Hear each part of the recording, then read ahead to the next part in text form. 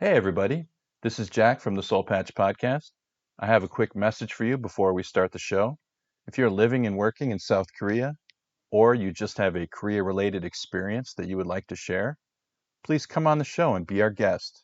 We'd love to have you. You can contact us at podcast@thesoulpatch.com. That's podcast@thesoulpatch.com. Send us an email. We'll have you on the show. It'll be a blast. Now it's time for the show. Welcome to the Soul Patch Podcast, the podcast where three American expats explore different topics related to living and working in South Korea.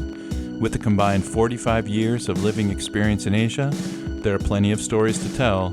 So, pop in your headphones and make yourself comfortable. It's time for the Soul Patch Podcast. My tainted perception distorts, my true meaning is blurred. I am lost to the echoes and whisper and speaking of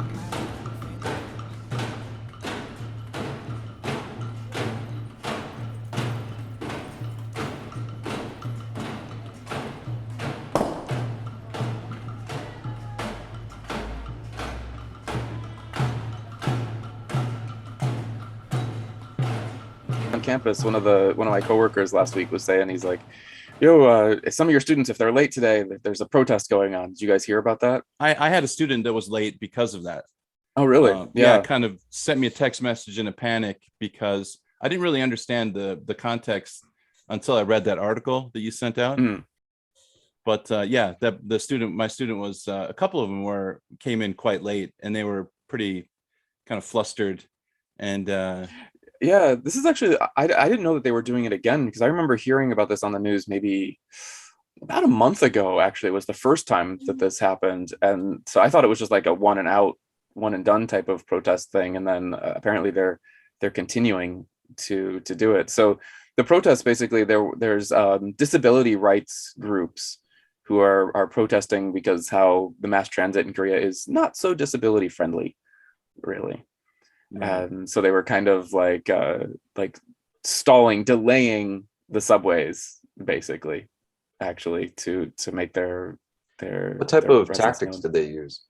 So according to the article, basically the main thing that they were doing, actually, it's kind of clever the way they were doing it, because they weren't like just setting up signs and like blocking doors and stuff like that. They would just have two or three or four or more, I don't know exactly the number, but they would just have a number of wheelchair users try and get on the same subway at the same time, basically, and that's it. And because according to the article, getting on the subway in Korea is, with a wheelchair, is a pain in the ass, because there's that gap, right, that they have to get over. And like sometimes it's a little bit closer, but sometimes it's a good few inches over, and trying to like pop your wheelchair up over that gap is not going to be necessarily very easy to do. And so by having a number of people attempt to get on the subway at the same time, right, during rush hour period, of course, so that's why they were delaying it. In order to get a wheelchair user on the subway, apparently they have to like call down the subway workers, the station workers, who will come and bring like a small little ramp type thing, or like a little mini bridge, set it down, and then the wheelchair user can hop over and get onto into the car. So by having multiple people do this, they've only got one of these ramps, and basically the subway worker would have to go to like door one and help wheelchair user one over the ramp and into the car, and then they'd have to run over to door three, subway car 3, and help that person, and then they'd go run over to car 5 and then car 7, and so they're helping 3, 4, 5 people get onto the subway. Meanwhile, this takes quite a bit of time, because there's a bunch of other people trying to get on. They've got to move the ramp from person to person to person. Wheelchair users are a bit slower as well, so they were just boarding the subway en masse, basically.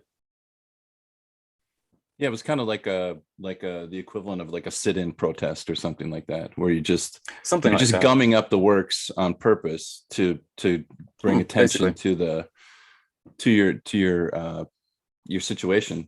Did you guys, I was kind of shocked at like not the impetus, but the story of the couple that fell like 23 feet. I mean, that's like two basketball, like the rim to the floor. That's like when was that? That was a while back already, wasn't it? In the article. they're going up an elevator. They have one of those like This was back in like 2004, I think, maybe. oh, was it that far? That was that long ago? This one was back a while back, I think. I'll have to try and find it in the article here. But yeah, that specific story was a while back. But yeah, I mean, because I guess what was interesting as well about this article is that like even now, actually, most subway stations in Korea have elevators, which is a good first step, of course. But according to the article, like that wasn't even common until their very early 2000s, like early 2001, 2, 3, something like that. There was some protests at that point. I feel like when I moved to Korea, I lived in Busan, and I never like checked it like absolutely, looking is this station accessible? Is it not accessible?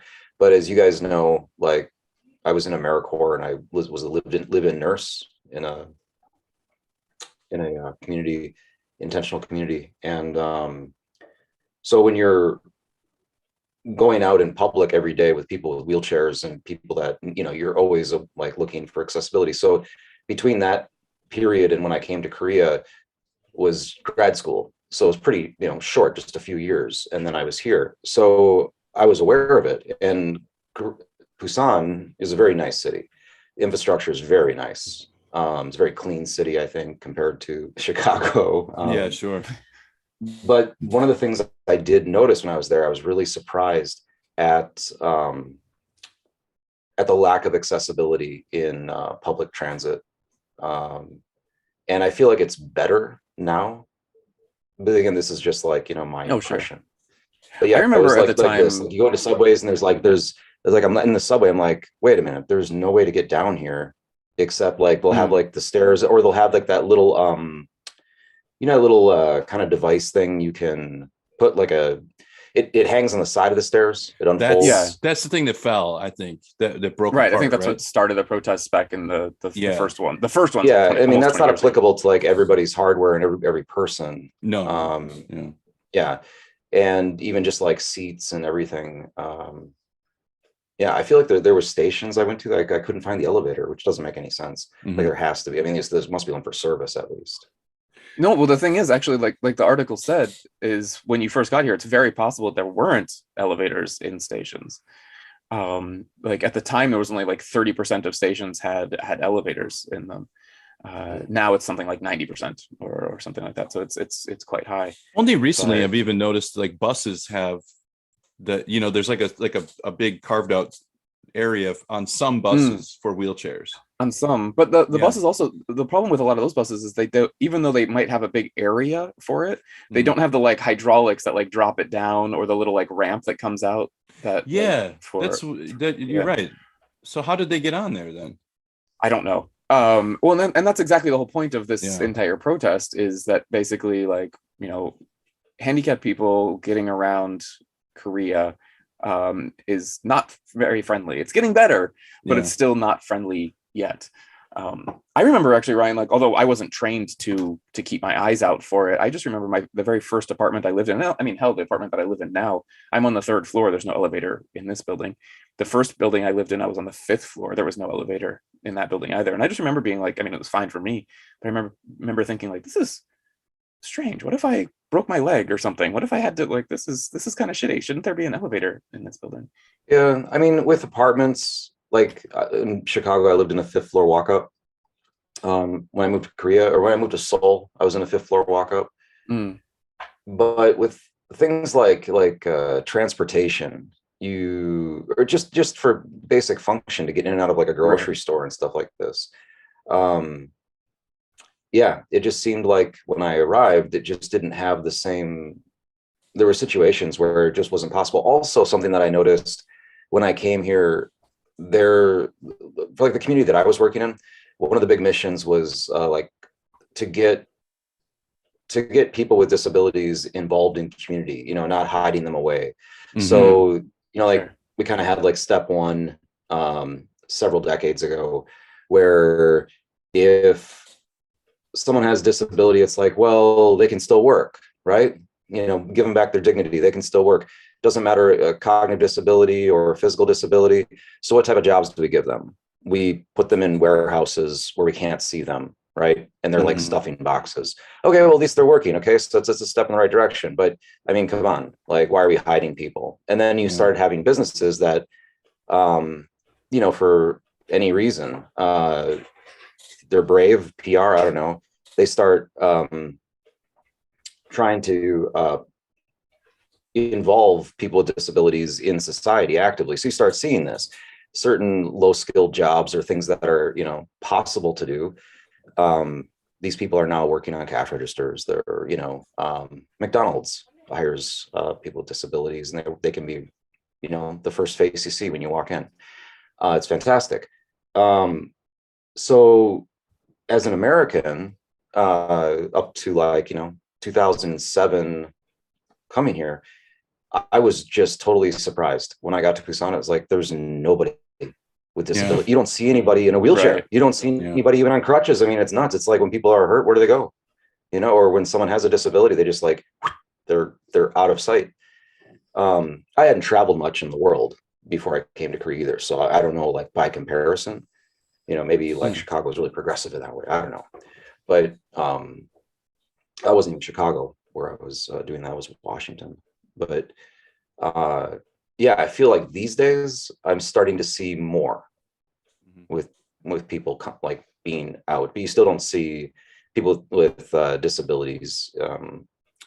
Well, not in the same way, like, working at McDonald's or in any type of employment situation where it's like interfacing with society. I mean, I can't think of the last time I saw anyone with a disability working. Yeah.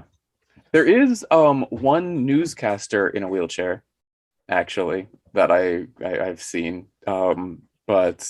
But yeah, like, this is like the one random story that I know of. Yeah. But like in my daily Kev, life, Kev, you know what I'm saying? Like, Oh, back absolutely. home, if you were like going into a Pyeongchang here, a 7-Eleven, there's a good chance that these are jobs where someone doesn't have to walk a lot. And yeah, it just seems like it's really turned down. I wonder. It seems like in the last 20 years that they're on their own timeline for these kinds of fights, right?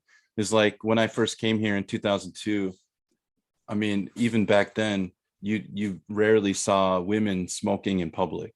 Like, that was considered something that was just not done or whatever. So, but if you went into sorry, let me rephrase that. I was gonna say, if somebody were to go into a woman's bathroom, so as my friends told me, they went in the women's bathroom. Yeah. It was filled with it was like Bob's, billiards hall in there. It's just like plumes of smoke coming out, because that's where women went to smoke. That's really changed now. You know what I mean? Like, they're over the last 20 years, 2 decades. It's it's kind of a negative example, because smoking now is probably not smoking examples are going down, and just Yeah. don't smoke, ladies. Great news, guys. Yeah, you could Everybody's smoke. smoking. No, but it's just one of those things that I've noticed is like, oh yeah, okay, now there was it is like empowering in some fashion. You know what I mean?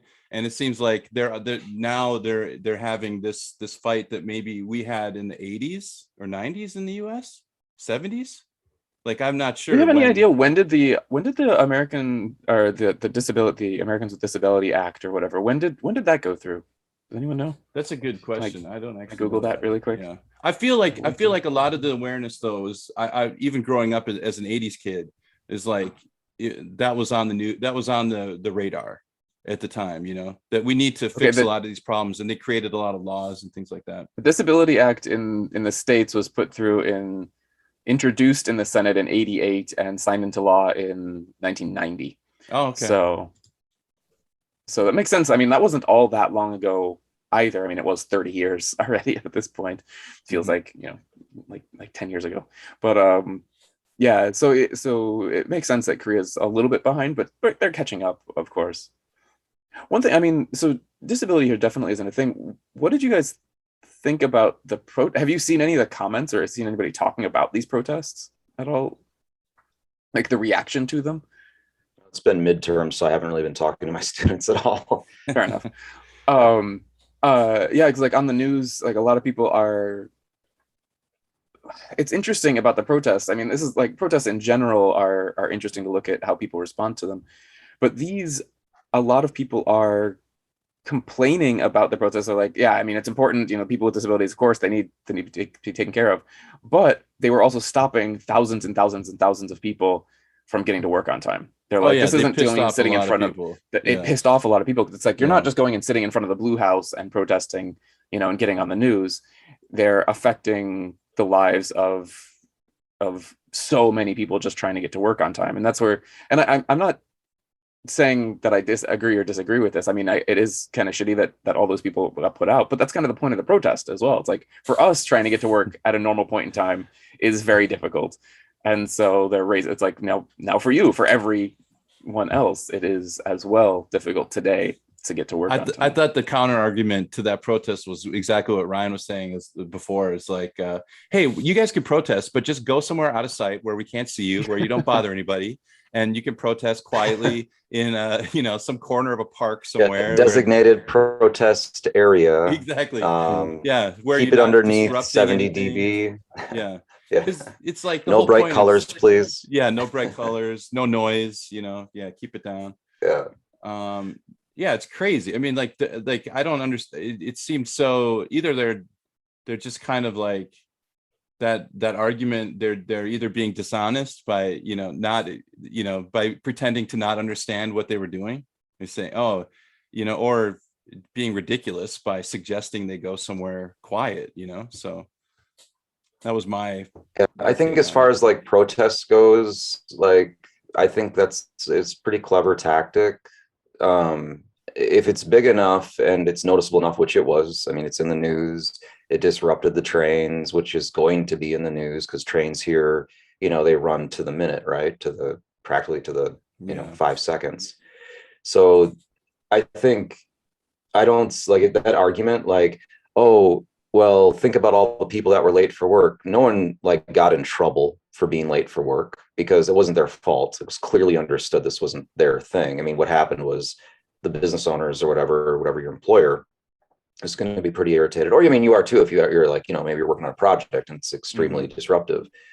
But, it's not like they're splashing water balloons on people and stuff. It's Right. a little bit different. They're not driving their electric wheelchairs in front of ambulances, on right. the street, like, and be like, okay, we're gonna slow down your trip to the hospital. Okay, yeah. So I think as far as protest goes, I think the tactic was rather clever. Yeah. I don't know. I can't see like how you could be opposed, but yeah, and I mean, it does raise awareness. I think that's the whole point of this protest, is to raise awareness for it, right? Which it did. So, yeah, I mean, we're doing a podcast about it, so like they won. Right. Great job, guys. Yeah. What do you guys think the end game? Do you think it's gonna, do you think it will yield a positive result?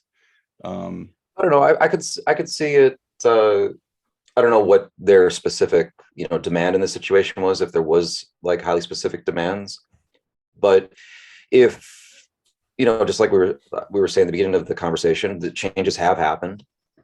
I take the bus kind of frequently these days. The beginning of this semester, I started taking the bus to campus. So I'm right next to Seoul Station. I'm taking, it's all there's like 5 different buses I can take. And I think all of them, you got like Yap TV, you know what I'm talking about? Yeah. People that are in Korea know what I'm talking about. Okay. Yeah. There's TV in the buses. Yeah, it's I've seen the TV same station. things. It's the only station you can watch on the bus. It's like those little TVs. Yeah. Okay. It's YAP, right? Yeah. I don't know. I think so. Because there's never any audio. I think it's Yap. Yeah, it's like Yap. Yeah, I don't think they have that'd make more sense. Yeah. Thanks. But it doesn't matter. And so it's like basically a rolling commercial, but it's got often what I really like about that, not to digress, but one fun thing about Yap TV is that, okay, while it is like a ton of advertisements, they consistently have people demonstrating recipes. Like there's a lot of food, like, what I'm talking about? It's like, there's all these instructions on how to make like tteokbokki, and like they're all, and I like food, so it's kind of fun. And some of them are really novel. There's this one that was on there forever, making these little pillowy mashed potato, glutinous, chewy ball things I would never think to make. things you just can't really Never seen buy in that the one. grocery store easily. It's like, what the hell is that? So it is Yap TV. That's your plug. You get Yap one. TV. That's the only one. Yeah. It's kind of funny But- that Yap TV has no sound. It's called Yap. Yeah, I think Yet if you, I there's think no if you're sound. close to the screen, maybe there's a little sound coming. I don't remember. Yeah. Yeah, but that's, I never yapping hear English, it. like yapping. Yapping. Yeah, Yeah. yeah, well, that made more sense to me. Yeah, well, yeah, well, yeah. Yeah. So the reason I was referencing it is it's kind of like just rolling advertisements. They'll have like somebody showing you how to make, tteokbokki, and then like after that, it's like a bunch of kids breakdancing, and then it's like some shampoo commercial type of thing, Yeah. and some PSA type of things as well. Yeah, and this semester I've noticed as like a PSA thing, they'll show kneeling buses. I don't know if it's like referencing the bus that I'm on or whatever. I just caught out of the corner of my eye, but they'll show the kneeling bus. So in a person getting on with a wheelchair, it looks like it's an advertisement kind of bragging about the system, like, hey, look what we're doing. So I mean that's relatively new. I don't remember seeing those ads, those videos.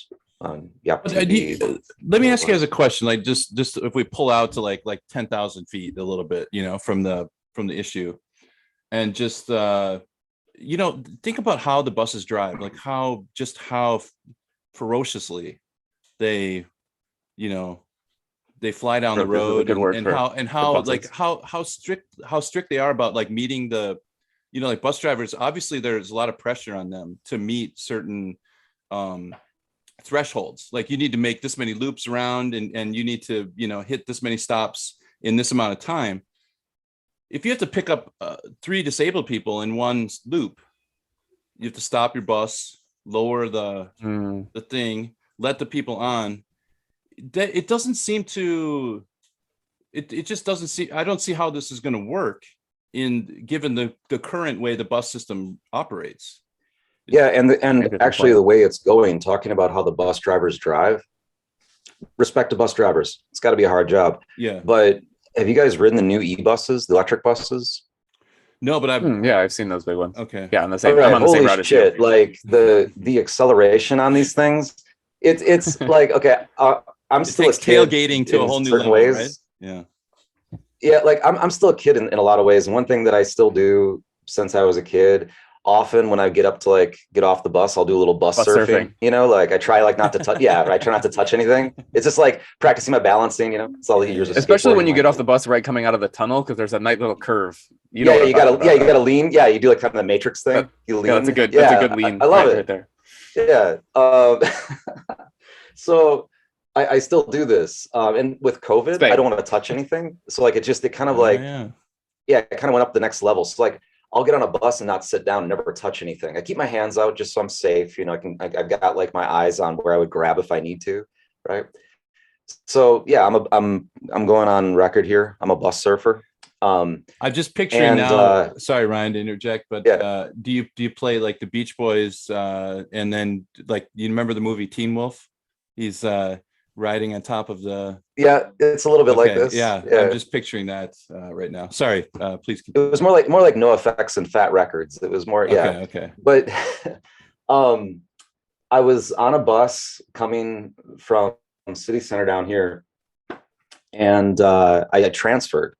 And when I got on the bus, I didn't notice that it was a new bus, and you should. They're like the interiors, like they smell new. They're nice. And holy crap! I mean, he sent me to the back of the bus. He just stomped on it. It's just like bam, they're gone. Yeah. And they brake equally hard. You cannot surf on e-buses. So warning to any listeners: don't do it. Don't bus surf on the e-buses. And sounds like this is your Everest right here. Like you. It sounds like a challenge. Like the gauntlet is throwing. Can you handle? If you could surf the e-bus, you are officially, Yeah. So I'm picturing like not only for people with disabilities getting on these buses, right. They got to make sure they're strapped in well. I mean, you also notice on those buses, if you haven't taken one, consider when you see the next time you're on one. You'll probably notice, like sometimes you're on the bus and there's seats that are open, but everybody's standing anyway. Like a lot of people are standing because they're getting off soon or whatever. Mm-hmm. Those buses, everybody will sit down because it's just that annoying. Yeah. Yeah, like you're holding You like just get the thrown the around like a straps. rag doll. Yeah. Yeah, if you're holding like the flexible straps, it's yeah, you're getting like a shoulder workout. Um, yeah. Yeah. I do know But what you're saying not though, to make fun of the Jack. e-buses. E-buses are cool. It's Oh, good. they're rad. I'm It's down with probably it. good for the Yeah. environment. I don't know how that works, but But I mean, also Jack, you you are can right plug in though about USBs on them, which is like nice. You can like charge your phone it's on it. buses here just aren't going to stop. They don't want to take the time a lot of times, like you were Yeah. saying. Yeah. Like, I mean, I've heard stories. I haven't seen it. Have I?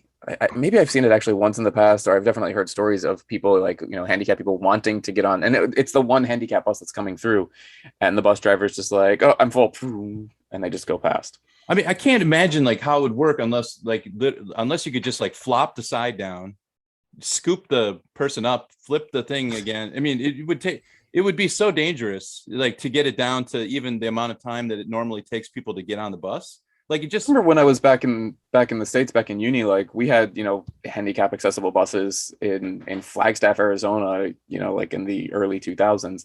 And when I was on and when they would have to pick up a wheelchair rider, it takes time, like yeah, it wasn't a problem for me. I'm going to campus, but they would they'd have to stop, lower the hydraulics, get the little ramp to go out. Then the person would wheel on, and the bus driver would have to lock them in so that they aren't Yeah, rolling right. The over bus driver place. physically gets up. It physically Right. gets up and actually like ensures I mean, it's the same thing in Chicago. I mean, when I was there, the bus driver gets out of the seat and actually ensures that Right. everything is. I can Right. actually say I think I could confidently say that I've never seen that happen here. I don't think I've ever experienced it. I don't think I've ever been on a bus when they picked up a disabled person. Could you guys have you?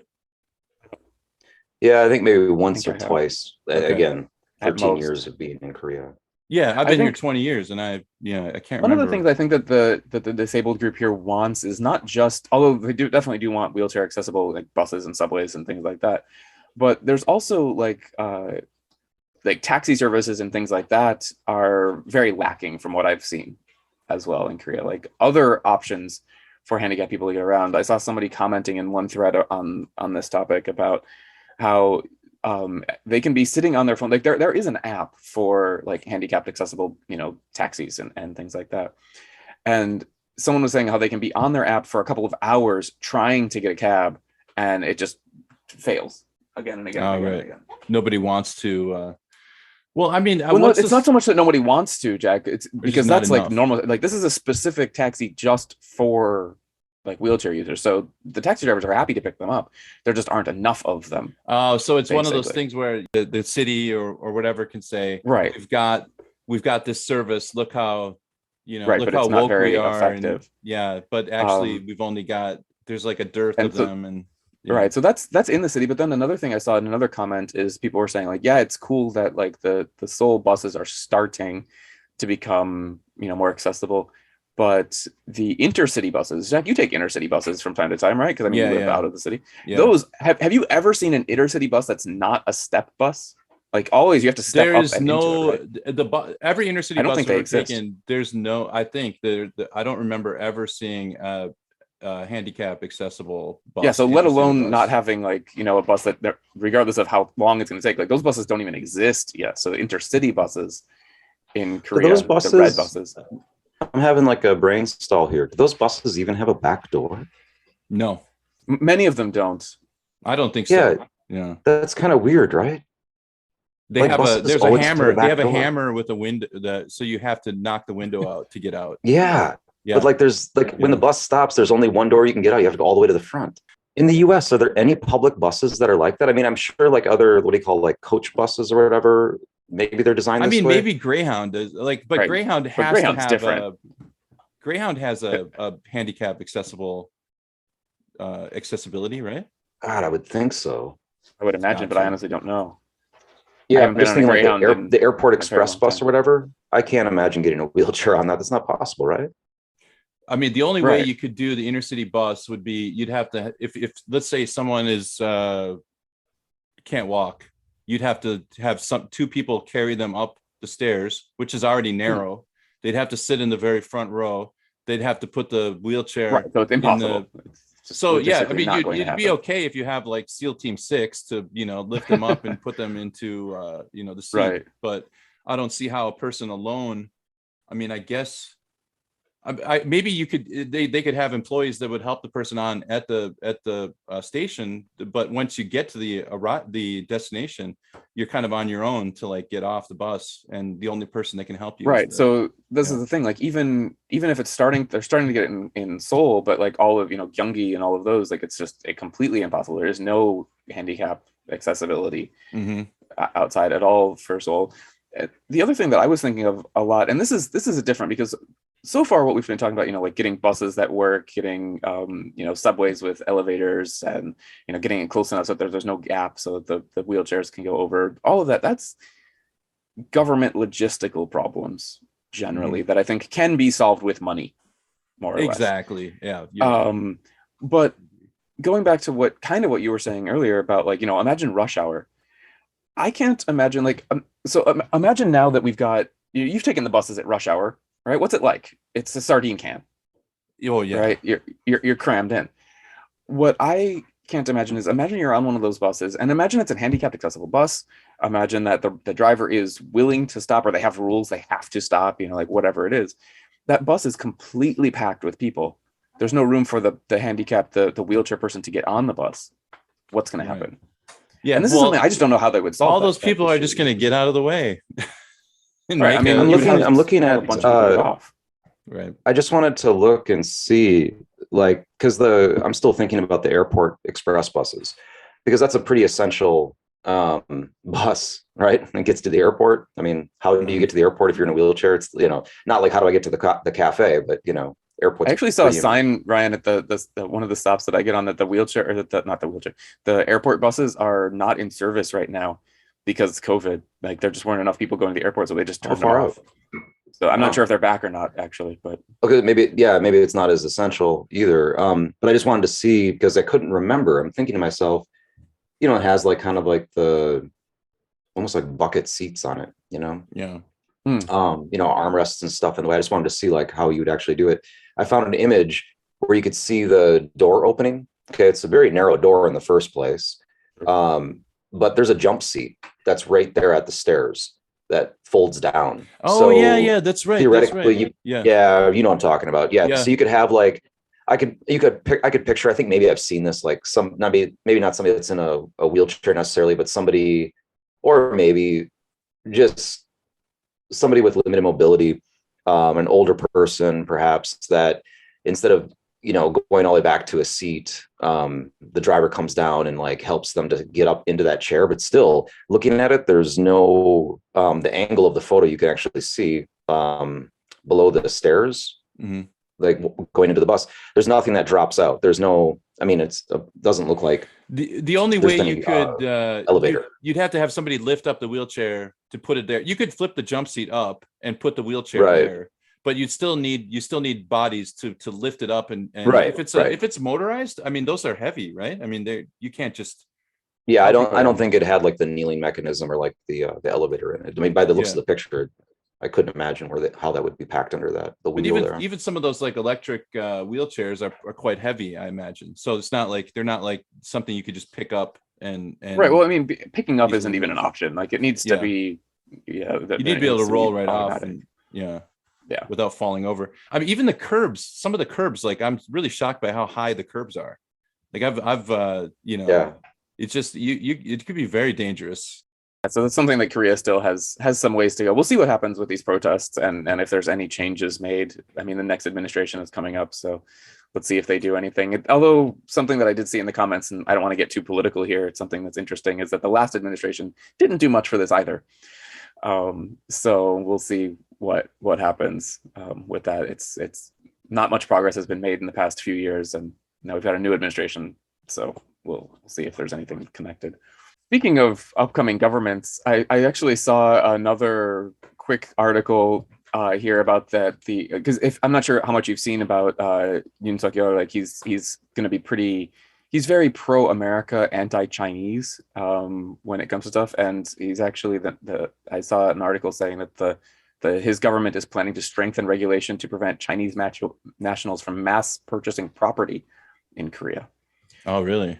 Well, I saw Um, that the approval rating for America went up to 59% in Korea, I'd which, seen that, yeah, I but don't know what that means exactly, but at least, yeah, majority are content with yeah. the direction, I Um, guess. Yeah. but yeah, I mean, that's one thing that was a big difference between the two candidates is their stances on America versus China, and Yoon is very pro America, not so happy on China, but strengthening regulations on Chinese nationals. I mean, just any foreign nationals. I don't think it needs to necessarily be Chinese, of course, but buying property, because that's actually one thing I haven't seen the number. I'd have to look it up again. Foreigners, but I mean, it just tends to be Chinese people, especially here in Korea because we're so close, are coming in and just buying property en masse. I think I heard a statistic a few years ago already that something like 50% of Jeju Island is owned by foreigners, and a large percentage of that is Chinese nationals that are owning it. So like Jeju Island is barely even Korean territory anymore, based on property ownership. So I mean, you guys were talking about property. We had that topic in the past. This will be an interesting one about like buying land, because like you own a building, Jack, but is that in your name? Do you own it? No, no, no. Does your I don't wife own own it. it? It's in my wife's name. Yeah. It's Um, yeah. Our properties are in her name. Yep. this is something I'm interested to know about. I mean, this is something that's just globally it's an issue. Property taxes are just or property prices are going up so much, and a lot of it is because of foreign investments coming in. But I know some countries make it very, very difficult for foreigners to buy property, and some make it very, very easy, or at least possible. I know I had a friend in Thailand a few years ago who had a house there, but he didn't own it. The only way to like buy property in Thailand, for example, is basically to find like a Thai investor, and it has to be someone that you trust, of course, because you're basically buying like they buy it for you, Mhm. and so that's very so you don't own it. They don't want foreigners to come in I and buy I knew a property lawyer there. that worked there, and he said there are some schemes where you can, Oh, sure. yeah, they've got certain situations, but I think in Thailand you can only get it for like 99 years or something. There's Oh, some kind of limit on how long you can own it. So you could own it for the extent of your life, but if you pass it on to the next generation, eventually it goes back. becomes Thai property again, and so, or government property. So you can't necessarily buy it ad Didn't infinitum. New Zealand just was that 2 years ago now? Maybe not that Oh long. I'm yeah, not sure. yeah. They passed some legislation. I think it was I recall it was very extreme. Something like foreigners cannot buy land anymore. Mhm. Just like the end. Makes Because it sense because was, it's just jacking up yeah, prices. because the properties had gotten just so expensive, and there's a lot of Americans buying up New Zealand, I think is what it was. A Hmm. lot of like, it Um, was a kind of a popular like billionaire tech, thing, is to, because I think there was like, if in the case of like a nuclear war or something, For like zombie New Zealand apocalypse. is one of the only places where it may be livable. That like, so it's kind of it's almost like it's like the rich person's, the billionaire's version of the underground bomb shelter. bomb Yeah, shelter. the Thank you. bunker. Yeah, that's what I Right. was trying to say. Yeah. Yeah, I mean there's a lot of ways to look at that situation. I know years ago, like 2008 or something, I was in Lombok Island next to Bali. Any surfers out there will know that one. And this is way back. There wasn't like the Novotel wasn't built yet. It Mhm. was not much for infrastructure. Electricity for just a few hours every day in most little villages and stuff. And so there's just a handful of like Australians that are there surfing, and I mean it's not a lot of like entertainment or anything like this. On the top of this one bluff, there was a really kind of cool. I don't want to waste much time describing the architecture. Um, Using like the materials that are right there. So like the walls are made out of like rocks, so like pressed together. It's someone's overly indulged treehouse kind of looking place. Mhm. It was really nicely done. Gorgeous view.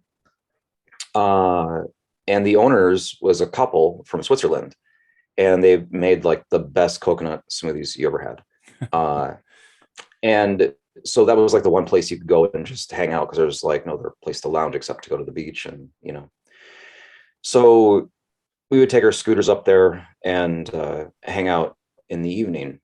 And I talked to one of the owners, and she explained to me, I asked, like, how'd you do this? How'd you build this? And she explained to me that quite frankly, we don't own the land. We don't have, like, it's basically, we just decided to build this, and the locals here, they just, like, whoever's the authority in that village, they just tolerate it. They're like, at any point they could just rug pull. And I said, oh, that's crazy. Wow. Why would you do this? It Yeah. sounds so dangerous. Why would you not own your property? And they're like, they wouldn't allow it. But we were allowed to do this. So, I mean, that's a pretty extreme, different example than what we have, in Korea or New Zealand with, strict laws for this or that and whatever. But there's a lot of different ways to go about. I mean, they're squatting basically. Yeah. So it's definitely a possibility in some parts of Asia as well. That sounds so scary, because I can just imagine once Lombok gets bigger and bigger and bigger, once the money is worth it for the locals to start building there, it's going to be worth it for them to take that property back. Well, fun fact, I went back there on another trip around 2012, and I went up there, and the place, now there's like electricity everywhere, it's so the interior was much nicer. The owners were nowhere to be seen. So I don't know, maybe they were able to finally buy the property and they actually staffed it, and or maybe they were able to sell it, but I don't know, or maybe they just got it stolen. I did see in this article, going back, the because I mean, this is the thing that, like, so many places around the world are just being bought up by foreigners. New Zealand, somebody in the comments on this one was talking about how, like, New Zealand did a blanket ban on all foreigners. So this one is the Korean one is specifically focused on Chinese nationals, it looks like, but the Korean one is a blanket ban on all foreigners. And somebody in the comments was like, oh, it's made it so much better for buying property in Korea, sarcastically, like, or in New Zealand, like, it hasn't actually helped prices very much there yet. But in Korea, according to the article, of all the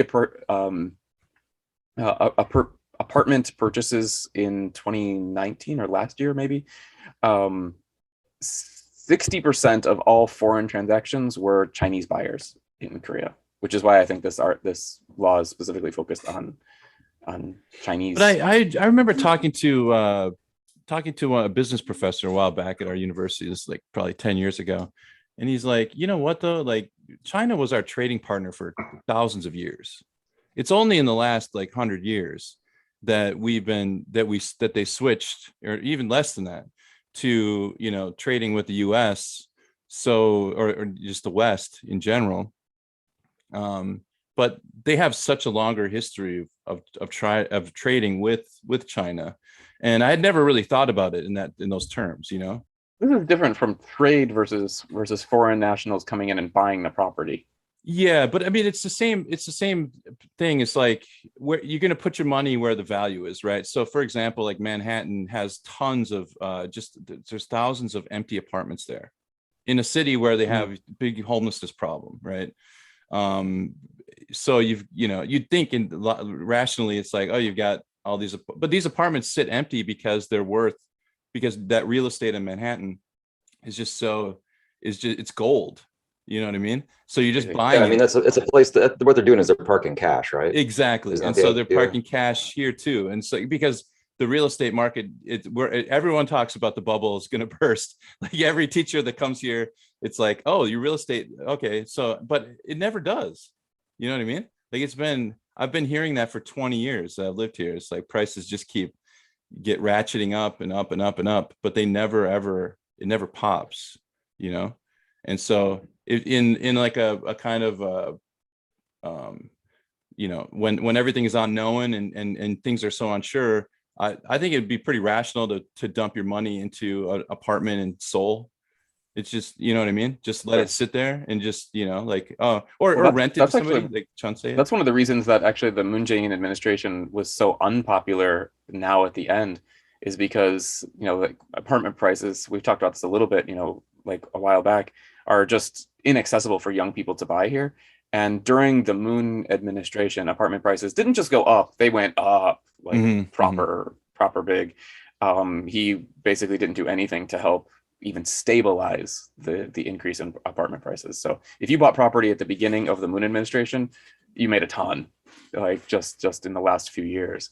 And the irony is like because when you nibble around the edges, I don't, you know what I mean? Like they do this thing and then something else happens and you got to fix that and that causes another problem. And it's just like, I don't think they ever really, I guess I'm not like knowledgeable enough to really understand what's at the heart of the issue. Like I don't quite grasp all of the moving pieces or whatever, but I think there's a lot of them.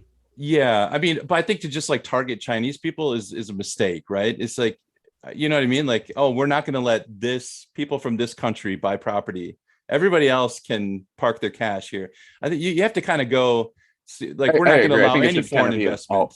Yeah, that makes more sense. Although when you do look at the fact that 60% of all foreign investment in Korea is from one country, they're trying to slow that jump. But they're so close to, we're so close to China too, though. So it kind of makes sense, right? It's like you buy the nearest place where you can. Although you're absolutely correct, I would love to see the statistics, because from a lot of things that I've seen on the news, that Vancouver has a very high percentage of Chinese nationals moving in and buying property there as well, and that's not so close. Of course, that's the Manhattan Seoul situation. It's the same dynamic, right? It's just like it's a place where the land is the property's gold. You know, it just keeps and it's impossible now for like Vancouver, for people living in Vancouver to buy property, because it's all being bought up by foreign nationals. And from what I've seen online, it tends to be a large percentage Chinese, but I don't have the statistics. I think Vancouver's leaned into that. Maybe not so much anymore, but when I was there, street signs will be in Chinese. I feel like at least at some point in time they were leaning into it. It wasn't like, hey, this is happening, we're not noticing. I think it was like desired. At least that's the way it looks to me. But I mean, that's again impression. I think you're right. I think especially if you were selling a place or something like that, you know what I mean? Like you're happy to, you don't care who buys it as long as you get, good price for it.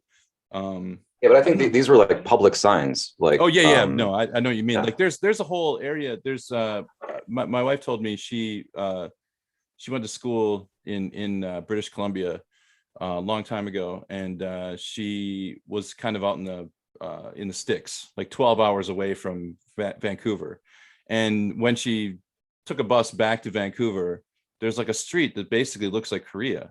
Like there's PC Bang and all the signs were there. And that signage she just found it, all the neon was just so moving to her. It actually made her emotional because it was like coming home. Yeah. I mean, they have created a kind of their own, space there.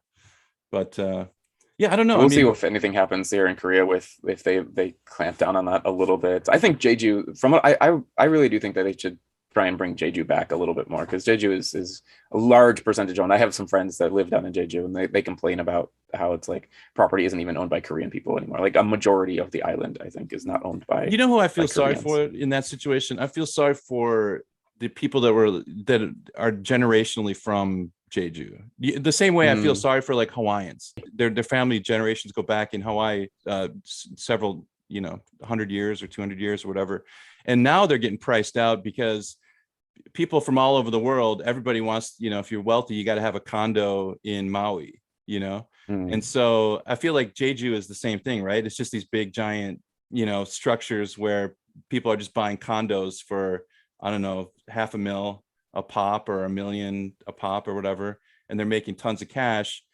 And it's just going to turn into a Hawaii situation where you're going to kind of squeeze out the people that are from Jeju, and it'll just become it'll just become Maui. You know what I mean? Like a little Hawaii. As long as I can still get my cure. But I don't think we solved any problems today. No, we're not fixing anything. Let's see. Well, we're kind of complaining too much. I don't know. This isn't our MO. Like, we kind of came down on like the transit system, coming down on property purchasing, capitalism.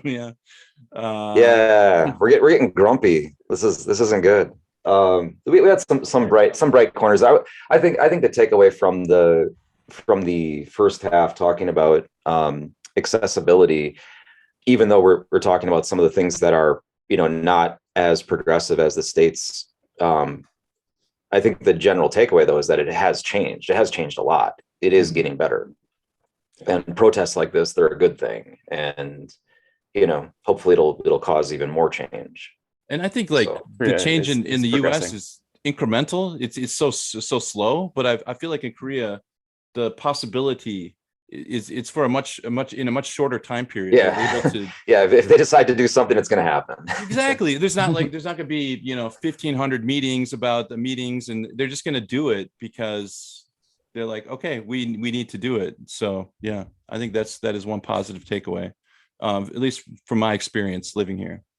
All right. So progress being made, and we'll leave it there. Try to leave. That was a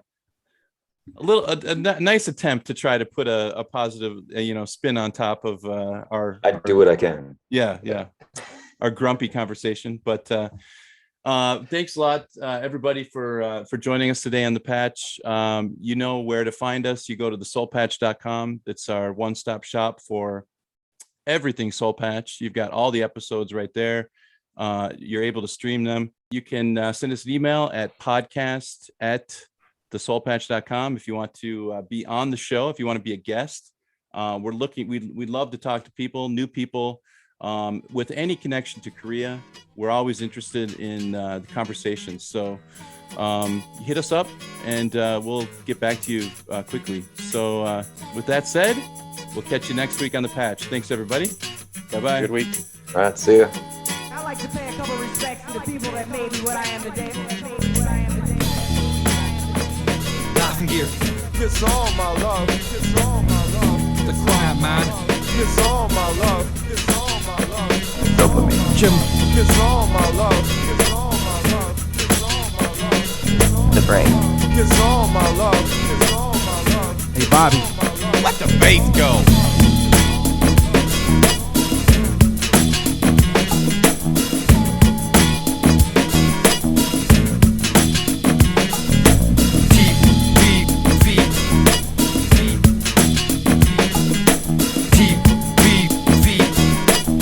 Call me an eater, call me a dominant.